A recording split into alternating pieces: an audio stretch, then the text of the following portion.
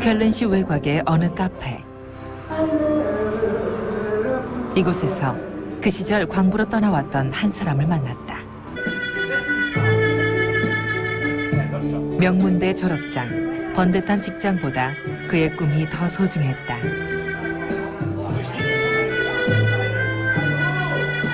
너무나도 가수가 되고 싶었다.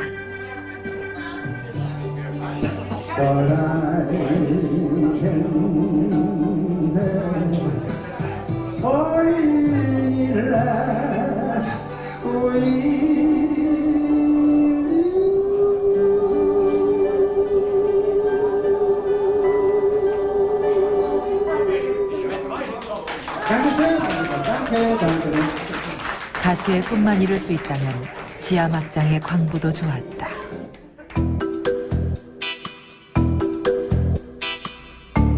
한국에서 할 수 있는 방법은 다 해보았다.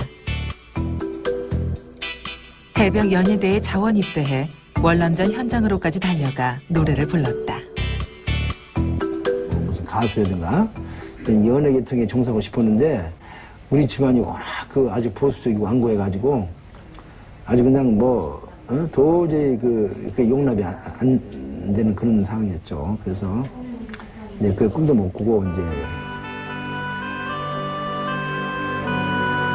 호남 지방의 대지주였던 아버지는 6남매나 되는 자식들을 모두 대학에 보내셨고 형님들을 국회의원, 사업가로 키워내셨다.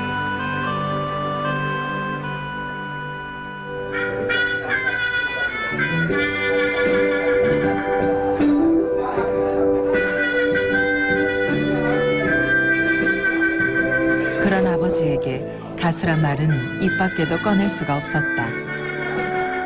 그는 고려대학교 사학과를 졸업하자마자 부모 몰래 광부 모집에 응시해 지하막장으로 달려왔다.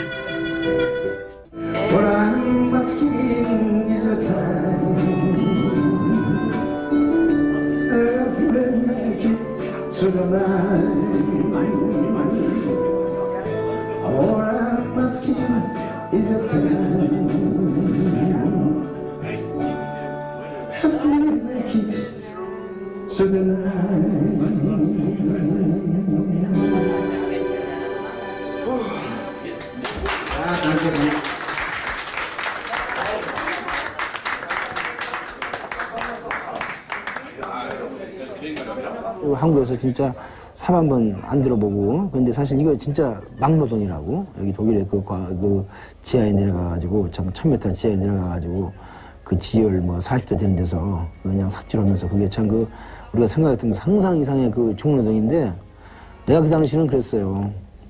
집안에서 반대하는 거 뿌리치고 와가지고 그 대부분이 와서 3년 못 마치고 중간에서 도중하는 사람이 많거든. 근데 나 같은 경우도 제 다른 사람들 보기에 저 친구 참 한 3개월 가면 많이 간단 말이야. 그런데 내가 5개월을 버텼어요. 내가 한번 내 의지를 실험해보는 그런 차원에서 내가 3년 한번 버텨보자.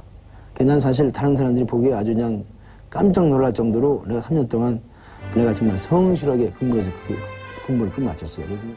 그럴 수밖에 없었던 이유가 있었다. 그는 광부로 오자마자 몇몇 친구들을 불러 모아 타이거즈란 이름의 광부 밴드를 조직했다. 동료들의 결혼식이나 생일 파티 등 노래할 수 있는 곳이라면 어디로든 달려갔다.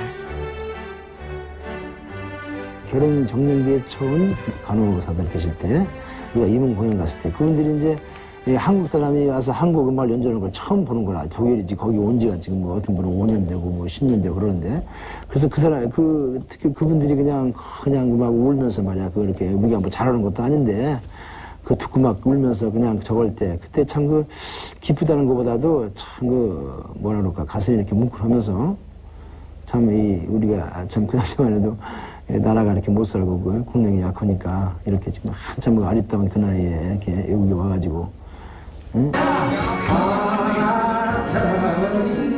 연기처럼 자취 없이 떠나가버린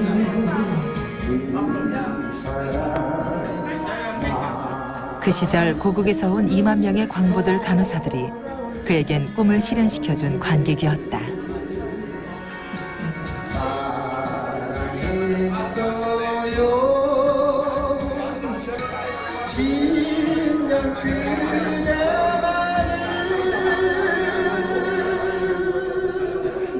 그들로부터 받은 뜨거운 환호와 박수갈채, 그 감격스러운 기억을 가슴에 품고 살아온 34년이었다. 이제 동료들은 모두 어디론가 떠났지만 그의 노래 인생은 이곳에서 계속되고 있다.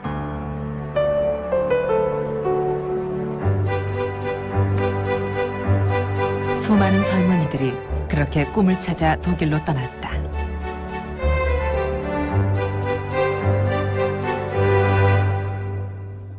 외국 유학을 형편도 못 되고 그러니까 독일에 광부를 가면은 그걸로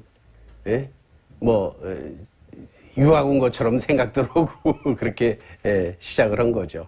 대학을 시골에서 그야말로 소 팔아 땅 팔아 해가지고 해도 대학을 졸업해도 취업이 안 되고 그렇다고 해서 또 시골에서 온 친구들 시골로 내려갈 수가 없는 거야. 거기서 그만큼 기대를 하게 돼. 그러니까 취직은 했다고 하면서 매일 집에서 옷은 말끔하게 차려입고 나와서 어디로 돈이 하면 다방. 응? 그때 당시에 우리나라의 GNP가 89불, 90불이 안 됐으니까요. 유엔에서 본 정식 사절단의 단장이 그런 얘기를 했다. 이게 희망 없는 나라라고. 이 나라에서 경제 발전을 원하는 것은 쓰레기통에서 장미꽃을 기대는 것 똑같다. 불가능하다.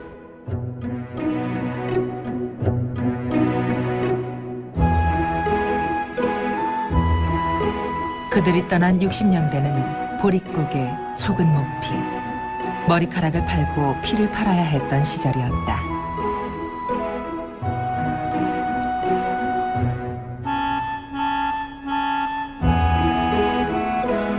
돈을 벌 수만 있다면, 성공할 수만 있다면 어떤 일이든 할 수 있었다.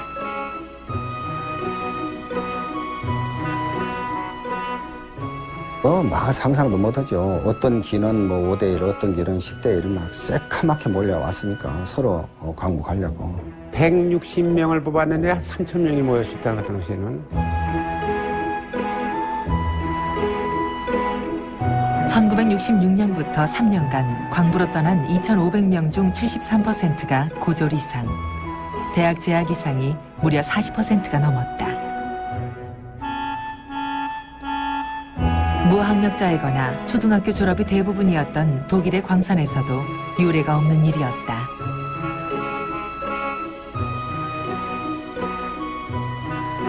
내가 목표가 있었기 때문에 그걸 내가 부딪히게 했지만은 사실 그거보다 더 힘든 일이 어디 있어요. 힘들지만은 그걸 내가 여기서 못 이겨내면은 난 아무것도 아니다. 어려울 때마다 그걸 이겨낼 수 있었던 것은 말이야. 야, 정렬아. 너의 목표는 이게 아니야. 여기에 탄광 와서 돈 버는 게 아니야.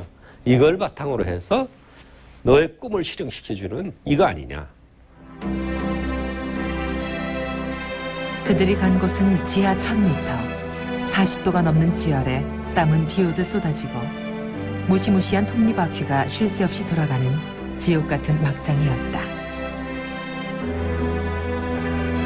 그 속에서 꿋꿋이 3년을 버텨낸 그들이었다.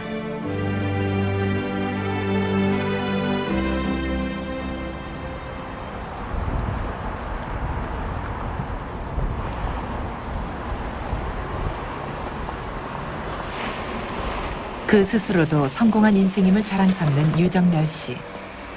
독일에서의 광부 시절은 그의 인생 최대의 전환점이었다.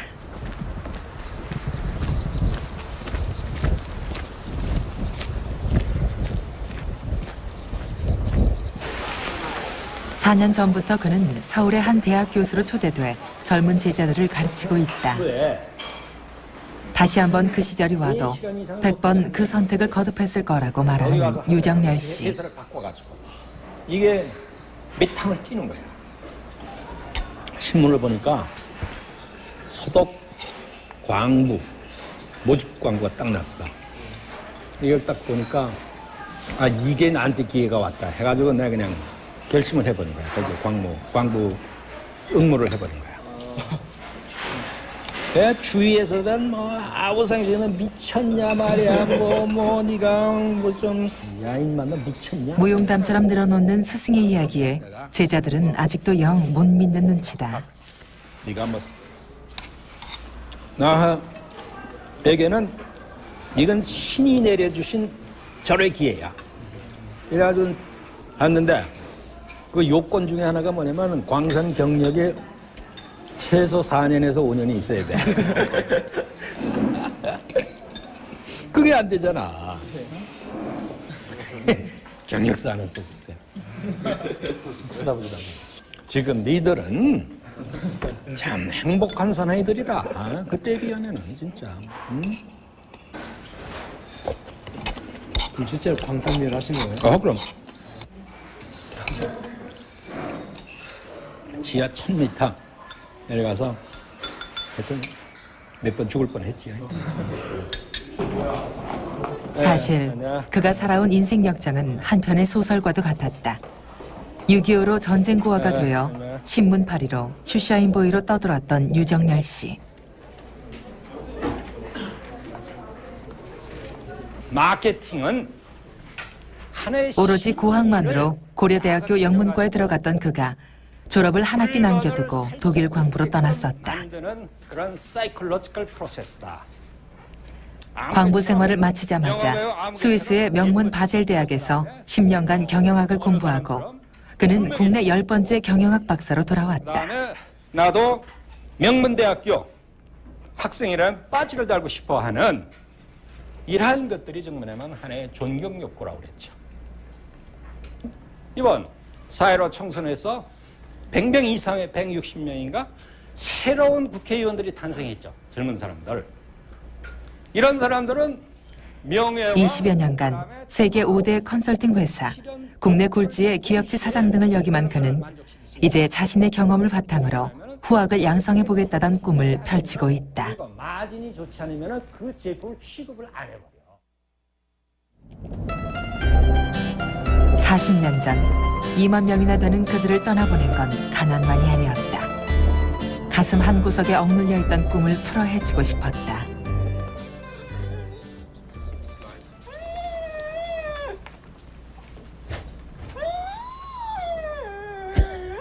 우리 개가 저래. 34년 전 금희 씨는 그렇게 소풍 떠나듯 고향을 떠나왔다.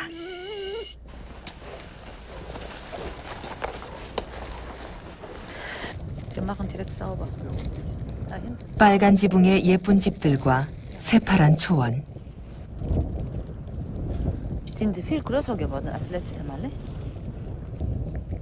그리고 마냥 보기만 해도 좋은 남편 랄프까지 만났다. 해마다 봄이 오면 랄프는 민들레며 고사리 나물까지 직접 캐다 준다. 그러나 그녀가 이토록 머나먼 곳까지 떠나온 건 단지 그런 것만을 위해서는 아니었다. 자연스럽게 살고 싶다는 걸 항상 하고 있었는데 이런 기회가 있으니까 간호보호조원 그런 기회를 이용해서 막 빨리 달려온 거죠. 저 같은 경우는. 자유를 찾아서 말하자면. 뭐 연애도 하고 싶은데 했죠. 저도. 그렇지만 굉장히 구속을 받았어요. 제가. 그런 데 대해서. 그래서 뭐 제가 미니 스커트를 입고 다니고 막 그랬었죠. 그렇지만 시골 같은 경우에서 미니 스커트를 입고 다니면 이렇게 쳐다보는 그런 시절이었었죠. 그리고 여성보다 남성을 이렇게 위하는 그런 시대였었고 그래서 금희 씨는 그 시절이라면 누구나 다 인정했던 그런 통념들이 견딜 수 없는 억압처럼 느껴졌다.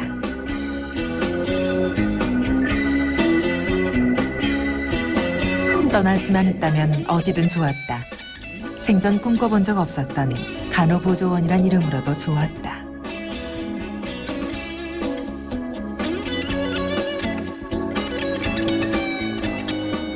그 자유스러움 너무 좋았죠 그때. 근데 제가 좀 우스운 얘기를 하나 하자면 독일에 제가 왔잖아요. 와서 제일 먼저 한 게 자전거를 탔어요. 제가 샀어요. 자전거를 타고 막 시장을 가는데요. 꼭 요즘 같으면 포르쉐 차 있잖아요. 카브리오 이거 막 탁 그런 느낌이었어요. 막 밀주머니를 탁 쓰고 마그로를 탁 걸치고 이 사람들한테는 자전거가 아무것도 아니었죠.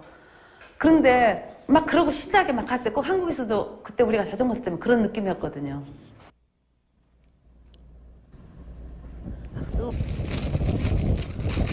여자라는 이유로 자전거나 마음대로 탈 수 없던 그런 고향. 그녀는 아무런 미련 없이 떠나왔다.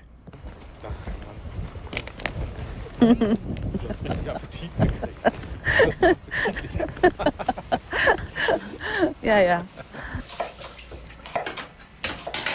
랄프는 금희 씨를 위해서라면 무슨 일이든 기꺼이 도와준다.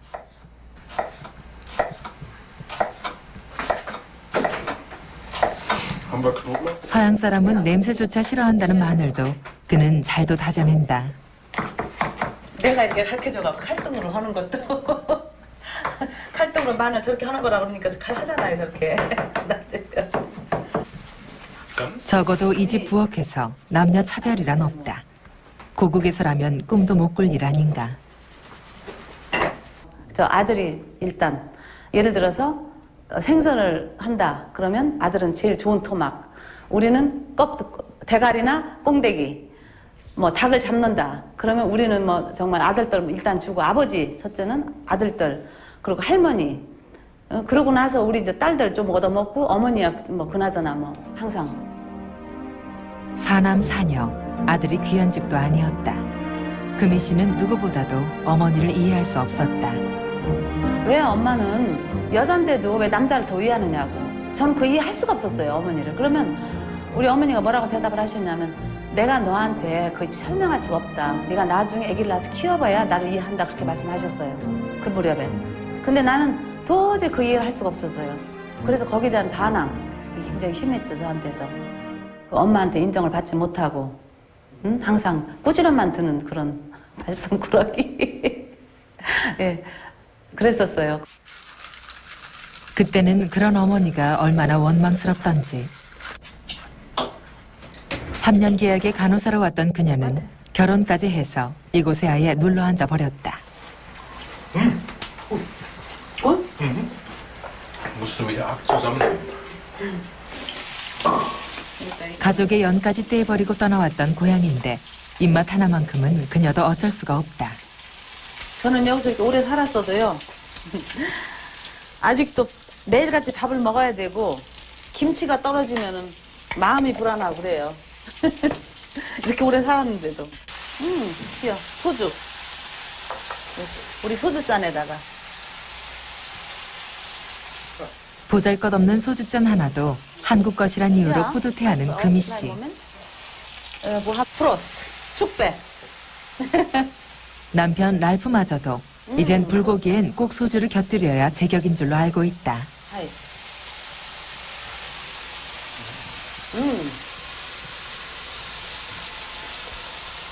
금희 씨는 그런 랄프가 너무도 고맙다. 고향을 버리고 떠나온 그녀에게 커다란 의지가 돼준 랄프.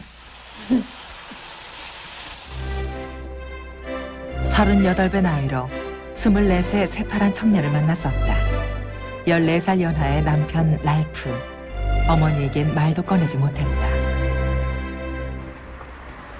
벌써 18년이 흘렀다. 매주 금요일 잔뜩 짐을 꾸려맨 금희 씨. 이곳 마을회관을 찾는다. Schön. Gut. Wirst du dein Django tragen? 징태. 지난 가을 그녀는 이 지역의 가장주부들을 모아 풍물 놀이패를 만들었다.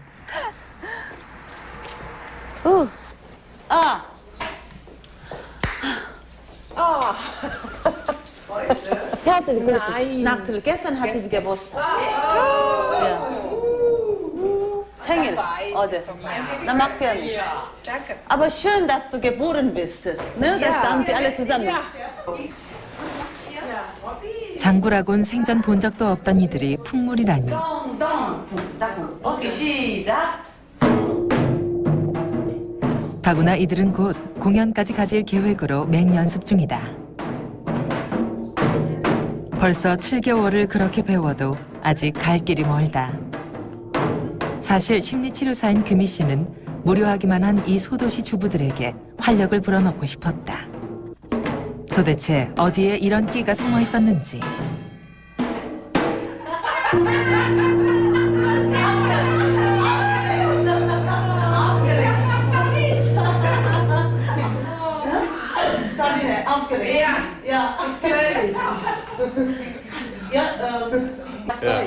ich freue mich die ganze Woche auf den Freitagabend. Das ist Highlight der Woche. Ich habe Herzklopfen und es ist schön. Ja. 여기는 한국 사람들 없거든요, 별로. 근데 또 독일 사람들 데리고 또 내가 이 한국을 또 하고 있어요, 보니까 제가 어째서 그런지는 모르지만 제 한쪽에는 아직도 그 한국이 문화가 굉장히 이렇게 자리 잡고 있고, 그리고 뭔가를 자꾸 글쎄 제가 어려서 못했던 거를 자꾸 하고 싶었는데 못했던 걸 자꾸 찾는 건지 잘 모르겠어요. 어쨌든 아주 굉장히 즐겁게 제가 하고 있어요.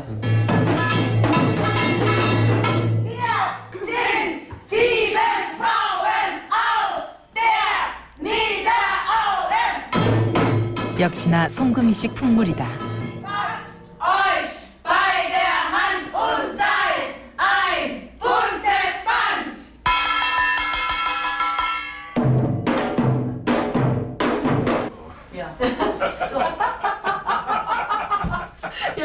금희 씨의 집엔 늘 손님들로 북적인다. 이거를 저희가 먹었었잖아. 김치도 썰지 않고 그냥 넣네. 그래, 일부러 그랬잖아. 그녀의 음식 솜씨를 잔뜩 기대하고 찾아온 친구들이다.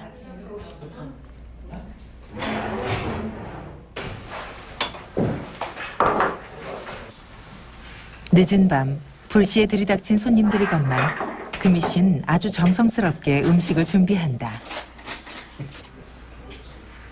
이럴 때 그녀는 가슴 한구석에 묻어두었던 고향을 생각한다.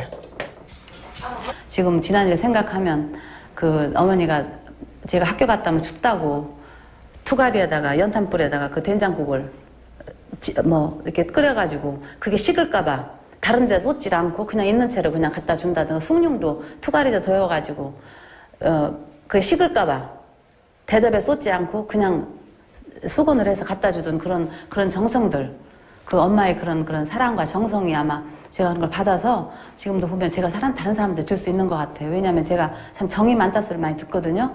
근데 제가 이렇게 가만히 생각해 보니까 그게 제가 어머니한테 받았기 때문에 이렇게 줄 수 있다고 생각을 해요. 그런 거라고. 어머니에 대한 섭섭했던 감정들은 50살이 넘어서야 눈 녹듯이 사라졌다. 몇 해 전 그녀는 어머니를 독일로 모셔와 제일 먼저 자전거를 가르쳐 드렸다.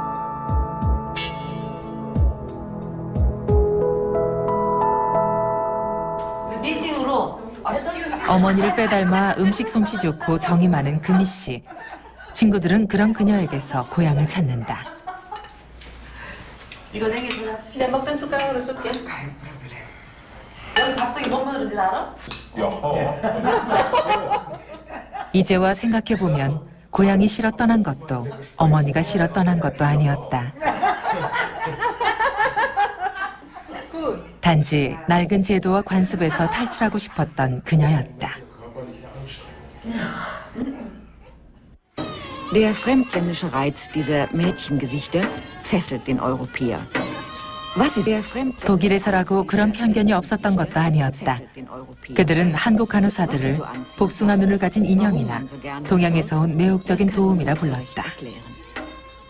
독일 사람들이 우리가 이렇게 젊고 한복을 입고 이러면은 이쁘잖아. 그러니까 꼭 인형을 대하듯이 아주 그렇게 귀엽게 생각들을 했었어요.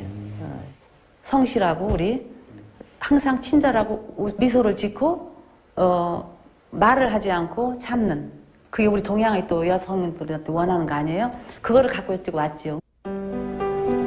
간호 인력의 심각한 부족으로 모든 병원이 문을 닫을 위기에 처해 있던 독일. 한국의 간호사들에 대한 독일의 환대는 대단했다. 그러나 74년 석유 파동 이후 경기가 나빠지고 자국인의 실업률이 높아지자 그들의 태도는 갑자기 달라졌다. 그러니까 저희가 올 때 한국에서 3년 개발하고 왔잖아요, 정부하고. 그러니까 3년이 끝난 사람은 한국으로 가라. 그거는 정말 인간으로서 할 일이 아니죠. 여가 실컷 쉬어먹고 말이지, 일 실컷 부려먹고. 당신네들이 필요하지 않다고 생각할 때는 강제 추방해서 보내려고 해. 그거는 우리는 상품이 아니다. 우리는 인간이다. 인정은 하지만 더 이상 필요치 않다. 그런 그들의 태도에 한국 간호사들은 분노했다. Arbeitsverhältnis kennt, der ist immer zur Ausländerbehörde in Holland ist eine Aufenthaltsgenehmigung. Diese Diskrepanz, die durchaus nicht verkannt werden darf. Ja, dann komme ich wieder zu Ihnen, weil ich wieder Arbeitserlaubnis brauche. Das ist dann wieder, ich glaube, zwischen Ihnen und dann kriege ich nicht. Einer von uns beiden, und zwar dort. 이대로 쫓겨날 수 없었다. 고국에 있는 가족들의 생계까지도 달려있는 문제였다. Diese Zusicherung. 더구나 독일 여성들이 그토록 기피하던 일을 대신해온 건 그 누구도 아닌 한국인 간호사들이었다. 한국인 간호사들은 환자들을 대상으로 1만 명 서명운동을 벌여가며 대책을 요구했다. Seit 2 Jahren in verschiedenen Ländern, Münster, Rheinland-Pfalz, Mainz und so weiter, in Berlin, wir haben auch selbst erfahren und so weiter. Wir haben mehrere konkrete Fälle zu beklagen gesehen und gehört. Durch Radio und Rundfunk, Fernsehen, was 이런 간호사들의 호소에도 독일 정부 측의 입장은 완강했다. Mäßigen Aufenthalt in der Bundesrepublik Deutschland ist ausländischen Arbeitnehmern in der Regel eine unbefristete Aufenthaltserlaubnis zu erteilen. 그런데 독일의 언론들이 한국 간호사들의 편을 들어주고 나섰다. 그들은 한국인 간호사들을 독일의 수많은 환자들을 구원해준 천사라며 극찬을 아끼지 않았고 그들 없이는 독일의 병원은 상당수가 문을 닫고 말 거라고 경고했다. 결국 여론의 압박으로 독일 연방 상원이 나서 특별법을 제정함으로써 결론이 났다. 한국인 간호사들의 무기한 체류 연장을 허용한다는 내용이었다. 독일에 있는 모든 외국인 간호사들 중 한국인 간호사들에게만 해당되는 그야말로 특별한 법이었다.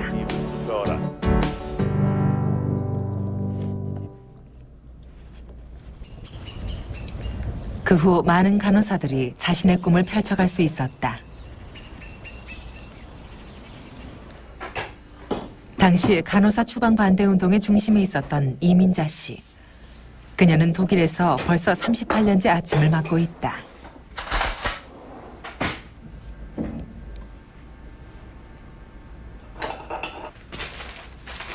빵 한 조각 제대로 챙기기 힘들 만큼 바쁜 나날들.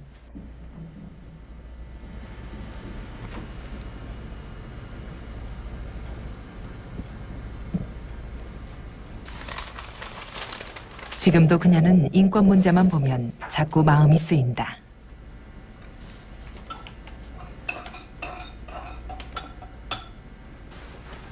아빠. 가난한 나라의 외국인 노동자로 와서 여기까지 오기란 얼마나 힘든 일인지.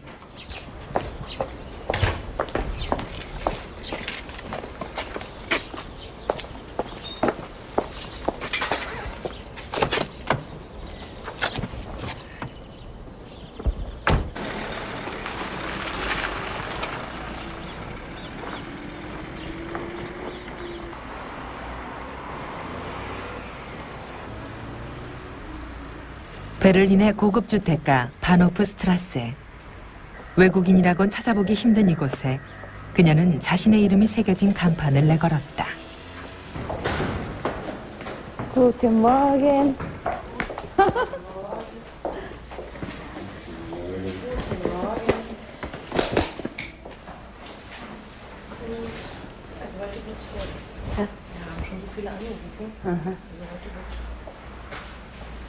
Ja, das wird nicht die ganze Zeit.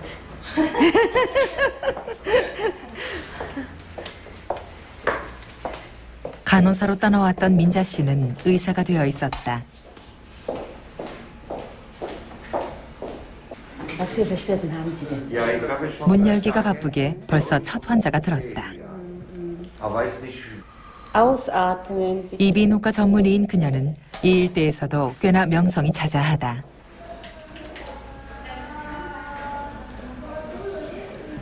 남편 마티아스는 바쁜 아내를 위해 이곳에서 행정적인 업무를 도와주고 있다.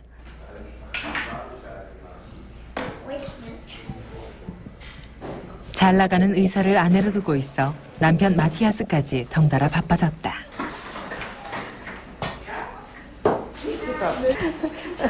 Im Badezimmer habe ich ja die Patientin schon gefragt, ne? Ja, und dich habe ich ja gar nicht gefragt. 의학 분야에 있어 최대 강국이라는 독일 사회. 그런 독일인들이 노란 얼굴의 동양인을 신뢰할 수 있는 의사로 받아들인다는 건 그리 쉬운 일이 아니다. Ja, schön. 이렇게 왜소한 한국 여자가 어떻게 이곳까지 와서 의사가 될 꿈을 꾸게 됐는지. 한국에서 우리 집이 너무 가난했기 때문에 제가 의과대학을 이렇게 갈 수 있다는 그런 가능성은 없었어요. 그 첫째 의과대학 간다는 게 6년씩이나 학비를 내야 되고 들어가는 돈이 너무 많이 들어가잖아요. 그걸 꿈을 꿀 수가 없었죠. 꿈을 꿀 수가 없었는데 가난했던 부모, 칠남매나 되는 형제들의 틈바구니에서 의과대학이란 건 차마 말도 꺼내지 못했다.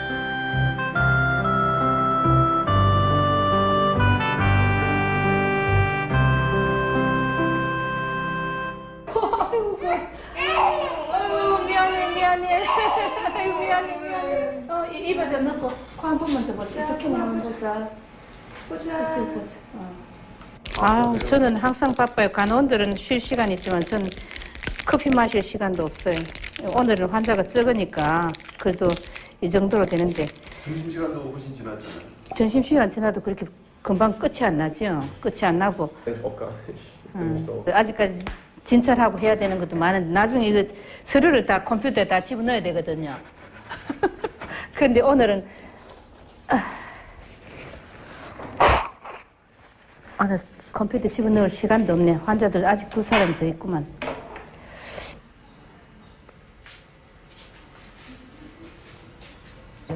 Ich bin mit meiner Heimat auch sehr eng verbunden. 여기까지 오는 데는 무수한 편견과 싸워야 했다. 당장 간호사로 근무하던 병원에서부터 반대에 부닥쳤다. 콧방귀만 끄는 거예요. 그래서 이제 가짠다는 거지. 간호원으로 와가지고 어떻게 공부를 하려고 하느냐. 전혀 되지도 못할 짓을 왜 꿈을 꾸느냐 이거죠. 어쩌면 사실이 그랬다. 남의 나라에 3년 계약으로 파견온 간호사가 독일 사람들도 꿈꾸기 힘든 의사가 되겠다고 나섰으니 이상할 만도 했다. 너무 이제 자기들에게는 상상하기 힘든 일을 얘가 꿈을 꾸고 있다는 게 돌았다는 거예요. 그래서 이제 간호원장도 얘가 아무래도 돌았다고 그 간호원장이 저를 적극 이제 정신병 환자로 몰아서 이제 강제 추방시키려고 했죠. 그러나 주변의 그런 편견들은 오히려 그녀의 오기를 부추겼다. 너무 추우니까 항상 도서관에서 아침에 제일 1등으로 이렇게 도서관에 가서 도서관 따뜻하니까 아침에 이제 거기 있다가 점심 때 밥 한 끼 먹고 저녁에 이제 밤 도서관이 문을 닫으면은 제일 마지막으로 집에 또 왔는 거예요. 집이 추웠어요? 예. 집이 추워서 이제 집에서 공부도 할 수 없고 그러면 또 전기세도 내야 되니까 전기도 써야 되고 그러니까 항상 도서관에서 그 살아가지고 나중에는 엉덩이에 막 진짜 이렇게 진물이 나고 그랬어.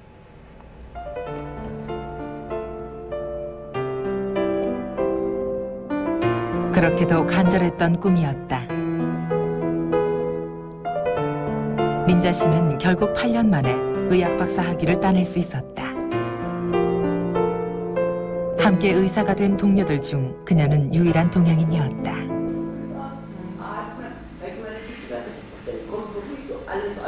민자 씨가 오늘에 이르게 된 데에는 남편의 희생도 뒤따랐다.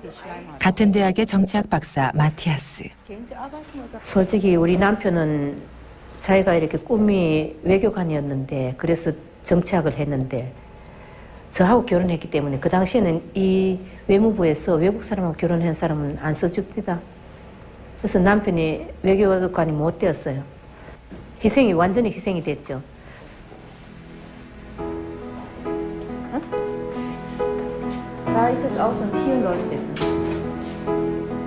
이민자 씨는 결국 최초의 파독 간호사 출신 의사가 됐다.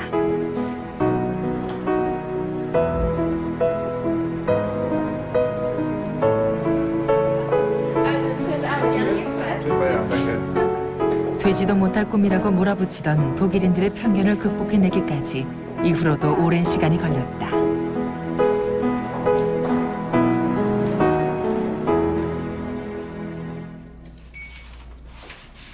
너무도 가난했기에 고국을 떠나며 아쉬움이란 단 한 점도 없었다. 다만 떠나던 날 어머니의 그 눈물에 두고 성공을 다짐했었다. 백상우 씨는 광부 3년을 마치고 한국인으로서는 최초의 정식 직원으로 채용돼 회사 간부로까지 승진했다. 광산학교 졸업장도 없었던 막장의 외국인 노동자였던 백상우 씨. 열심히 일을 했어요. 독일 사람 못지않게. 나는 어디까지나 외국이다. 머리 색깔도 다르고 눈 색깔도 다르다. 그러니 저 사람이 한 번 노력을 나는 두 번, 세 번을 해야 한다. 그러다 보니까 그것에 인정을 받게 됐습니다. 그래 사원 발령을 받고 뭐 쉽게 말해 조금 높은 자리라든가 뭐 부장급 정도. 광산회사 직원 중 유일한 동양인이었던 그는 인사부장으로 승진해 정년을 마쳤다. 여러분들을 맞이하기 위해서 아마 수집을 했는가 봐요. 벌써 30-40년의 준비를. 30여 년을 줄곧 광산회사에 근무해왔던 그는 이 땅을 거쳐간 무수한 광부들의 기억을 소중히 간직해두었다. 우리 광부 중에는 가야금을 튀는 사람도 있었고, 그리고 뭐 한국의 자랑이라는 태권도 하는 사람들이 와가지고 태권도 시범도 보이고, 광부 출신인 사람이 독일 국제 코치도 하고 그랬었어요. 이 사람은 특히 대차례까지 해가지고 독일에서 굉장히 인기가 좋았던 사람들이에요.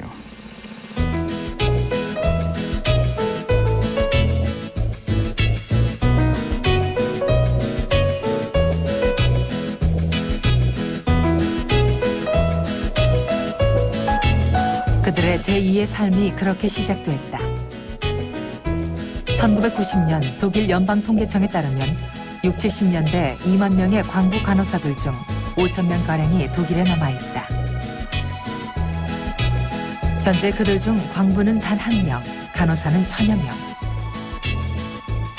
의사, 교수, 사회복지사, 화가, 문학가 등 전문직 종사자는 10%인 500여 명.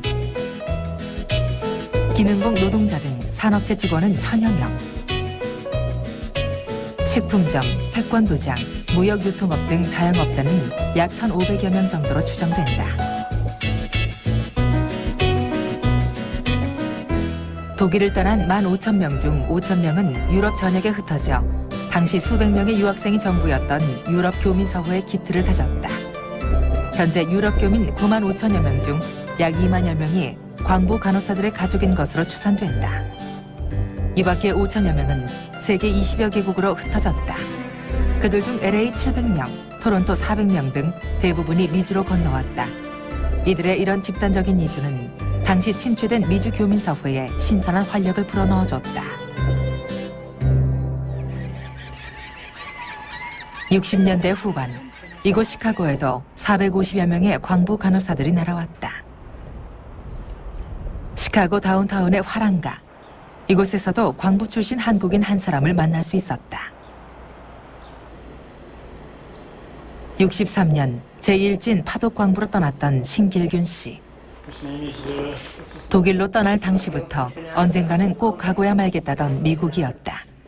접시 닦기, 청소부 등을 전전하면서도 좋았다. 어린 시절의 꿈을 위해서 이곳까지 와야 했다. 제가 어렸을 때부터 그림에 좀 남다른 좀 소질이 좀 있었어요. 사람들이 소질이 있다고 그랬어요. 그리고 저도 제 자신도 그림을 좋아하고 그랬는데 그 독일에 있을 때도 화랑 같은데 뮤지엄 같은데 쫓아다니고 맨날 구경으로 다니고 이래서 관심은 많이 있었는데. 신길균 씨는 이곳에서 화랑 사업체를 경영하고 있다. 젊고 유망한 작가들을 발굴해 전 세계 화상들의 투자와 작품 구매를 이끌어내는 것이 그의 일이다. What percentage? That was my very question. Do you have a? That depends on. Okay, there's even books and yeah. 대부분 유태인이 장악하고 있는 이 분야에서 그는 몇 안 되는 동양인 중 한 사람. 시작할 당시만 해도 무모해 보였던 일이었다. 현재 신길균 씨는 20명이 넘는 화가들을 거느린 중견 화랑 사업가로 변신해 있다. 화가가 되겠다던 그의 꿈은 어찌 보면 초가 달성된 셈이다.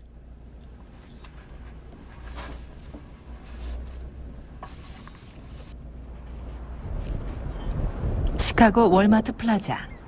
현지인들 사이에서 꿈의 상권이라 불리는 이곳에도 독일 광부 출신 한국인이 진출해 있다. 이곳에서 대형 보석 상점을 운영하고 있는 김병순 씨. 그 의족이세요? 의족이. 어디서부터 절단하셨어요? 요 정도. 광부 시절 그는 지하 막장에서 석탄을 수송하던 컨베이어 벨트에 다리가 끼어 한쪽 다리를 절단해야 했다. 뛰지 못하고 수영 같은 거 못해서 그렇지. 다른 거는 뭐 골프 치고 광부 3년으로 돈을 벌어 자그마한 출판사 하나 차려보는 게 꿈이었던 병순 씨. 그는 독일에서 채 달성하지 못한 그 목표를 위해 미국으로 건너왔다.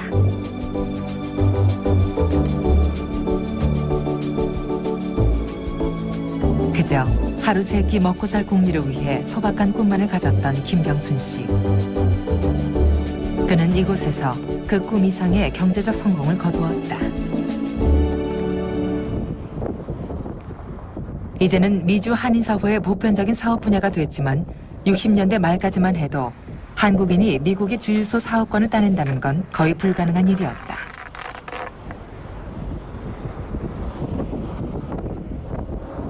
박정규 씨는 시카고 한인 최초로 주유소 사업을 시작한 사람이다.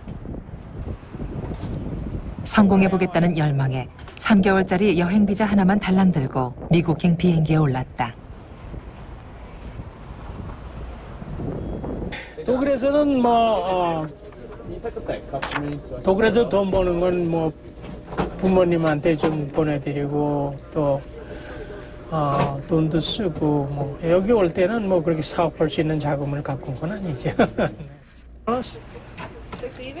가난 때문에 대학을 중퇴해야 했던 박정규 씨는 애초 유학을 계획하고 이곳을 찾았다. 그러나 가난한 이주자에게 주경야독이란 쉬운 일이 아니었다. So you gotta go feed mom, okay? Yeah. Okay? Okay. 한때 3개나 되는 주유소를 운영했던 그는 최근 하나만을 남겨두고 모두 정리해야 했다. 피치 못할 사정이 있었다. Hi.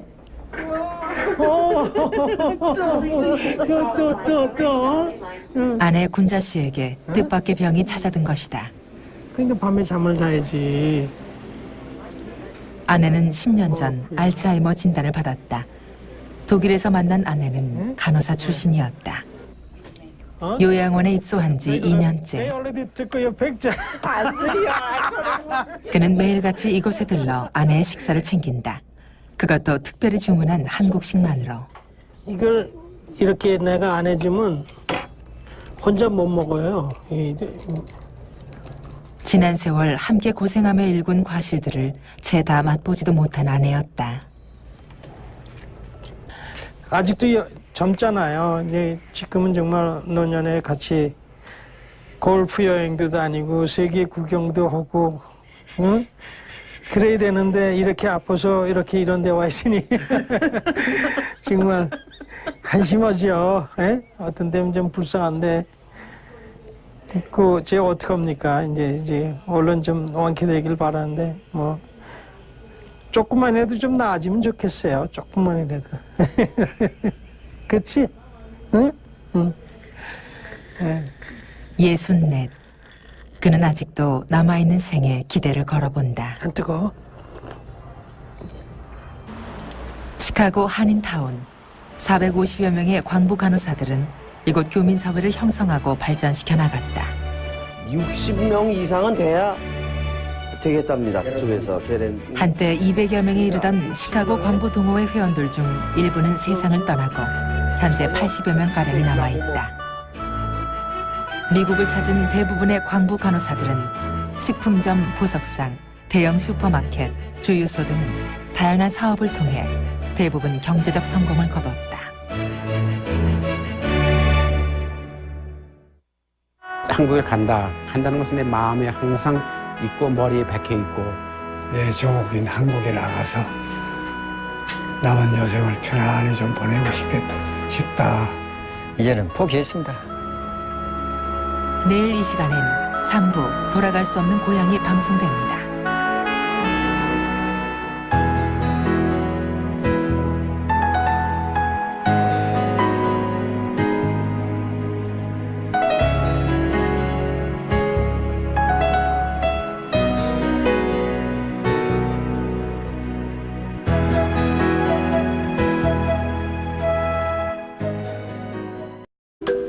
가수라든가 연예 계통에 종사하고 싶었는데 우리 집안이 워낙 아주 보수적이고 완고해가지고 아주 그냥 도저히 그 용납이 안 되는 그런 상황이었죠. 그래서 이제 그 꿈도 못 꾸고 이제. 호남 지방의 대지주였던 아버지는 6남매나 되는 자식들을 모두 대학에 보내셨고 형님들을 국회의원, 사업가로 키워내셨다.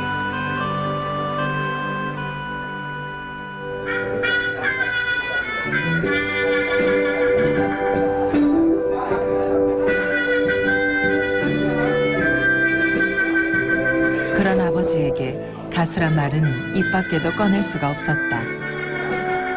그는 고려대학교 사학과를 졸업하자마자 부모 몰래 광고 모집에 응시해 지하막장으로 달려왔다.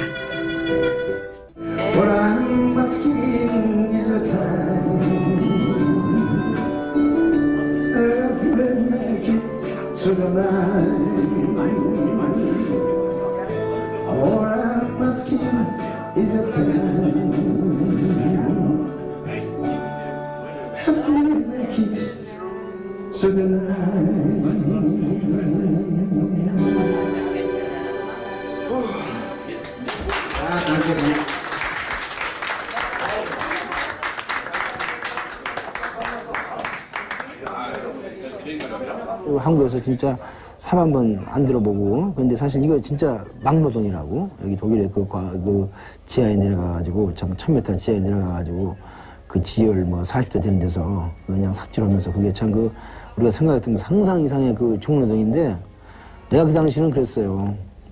집안에서 반대하는 거 뿌리치고 와가지고 그 대부분이 와서 3년 못 마치고 중간에서 도중하는 사람이 많거든. 근데 나 같은 경우도 다른 사람들 보기에 저 친구 참 한 3개월 가면 많이 간단 말이야. 그런데 내가 5개월을 버텼어요. 내가 한번 내 그 의지를 실험해보는 그런 차원에서 내가 3년 한번 버텨보자. 난 사실 다른 사람들이 보기에 아주 그냥 깜짝 놀랄 정도로 내가 3년 동안 내가 정말 성실하게 근무해서 그 공부를 끝마쳤어요. 그럴 수밖에 없었던 이유가 있었다. 그는 광부로 오자마자 몇몇 친구들을 불러 모아 타이거즈란 이름의 광부 밴드를 조직했다. 동료들의 결혼식이나 생일 파티 등 노래할 수 있는 곳이라면 어디로든 달려갔다.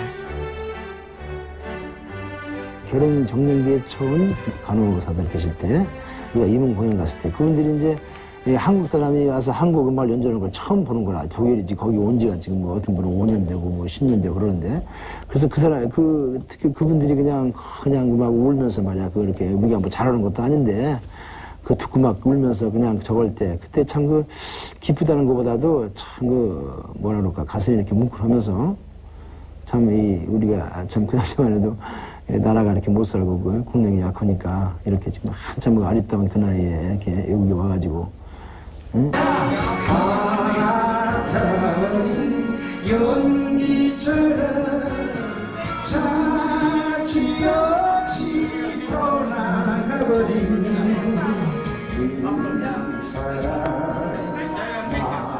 그 시절 고국에서 온 2만 명의 광부들 간호사들이 그에겐 꿈을 실현시켜준 관객이었다.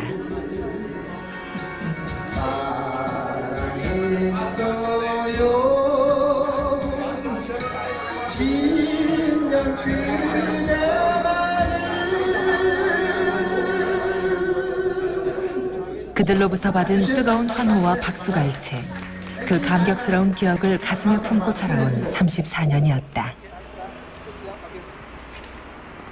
이제 동료들은 모두 어디론가 떠났지만 그의 노래 인생은 이곳에서 계속되고 있다.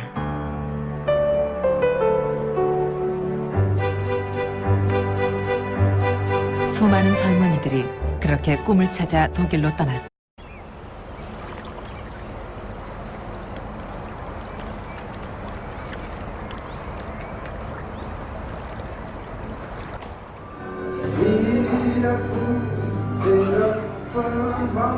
켈른시 외곽의 어느 카페. 이곳에서 그 시절 광부로 떠나왔던 한 사람을 만났다. 명문대 졸업장, 번듯한 직장보다 그의 꿈이 더 소중했다.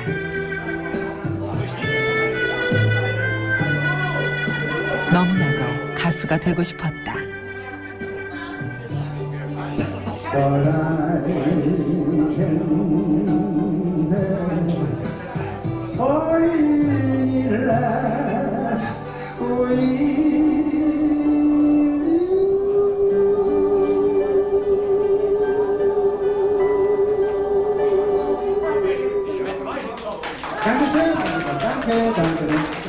가수의 꿈만 이룰 수 있다면 지하 막장의 광부도 좋았다.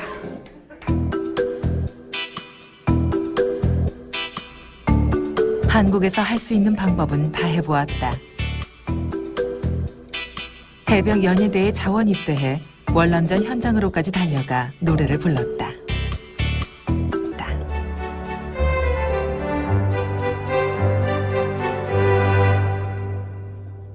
외국 유학을 형편도 못 되고 그러니까 독일에 광부를 해도 가면은 그걸로 유학 온 것처럼 생각 들어오고 그렇게 시작을 한 거죠. 대학을 시골에서 그야말로 소 팔아 땅 팔아 해가지고 해도 대학을 졸업해도 취업이 안 되고 그렇다고 해서 또 시골에서 온 친구들 시골로 내려갈 수가 없는 거야. 거기서 그만큼 기대를 하게 돼. 그러니까 취직은 했다고 하면서 매일 집에서 옷은 말끔하게 차려입고 나와서 어디로 돈이 하면 다방. 응? 그때 당시에 우리나라의 GNP가 89불, 90불이 안 됐으니까요. 유엔에서 본 정식 사절단의 단장이 그런 얘기를 했다. 이게 희망 없는 나라라고.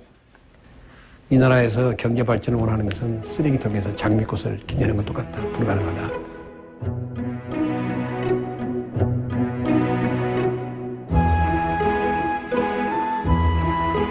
그들이 떠난 60년대는 보릿고개, 촉은 목피, 머리카락을 팔고 피를 팔아야 했던 시절이었다.